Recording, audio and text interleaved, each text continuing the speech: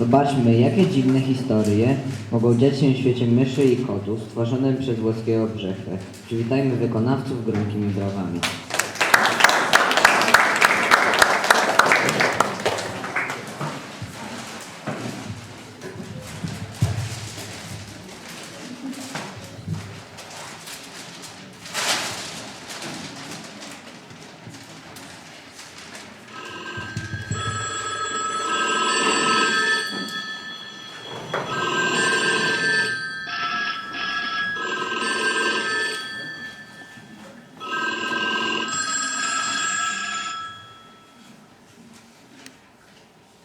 Gianni Rodari, bajki przez telefon.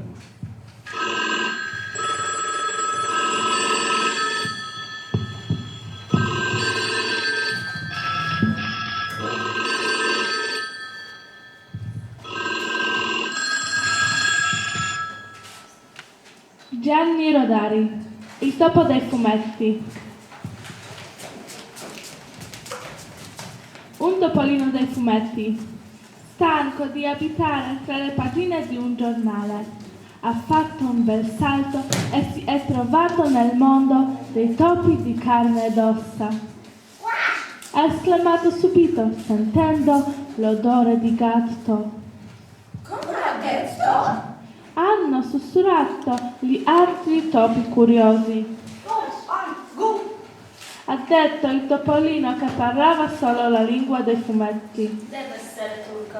Ha osservato il vecchio topo e gli ha parlato in turco. Parla in turco? Il topolino l'ha guardato con meraviglia e ha detto. Fish, bronchi. Non è turco. Ha detto il toponavigatore. Allora cosa? Fate la pesca. Così l'hanno chiamato Vatte la pesca. Lo trattavano da scemo del villaggio. Fate la pesca! Gli domandavano. Ti piace di più il parmigiano? O il gorgonzola? Zizir. E rispondeva il topo dei fumetti. Ridevano gli altri. Una volta i topi sono andati a caccia in mulino. Tutti i topi mangiavano facendo. Ma il topo dei fumetti faceva. Impara almeno a mangiare da ben educato. L'ha rimproverato il toponavigatore. Ti rendi conto che fai un rumore disgustoso? Ha detto il topo dei fumetti e continuava a mangiare.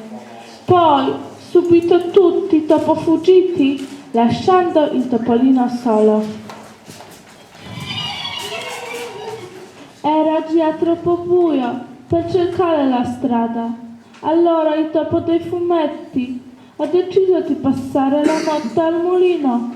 Stava per addormentarsi quando ha visto un gatto con gli occhi semafori gialli. Ha detto il topolino spaventato. Ha risposto il gatto. Grazie al cielo, ero un gatto dei fumetti. I gatti veri l'hanno cacciato perché non sapeva fare miau. I due poversi si sono abbracciati, giuntosi eterna amicizia.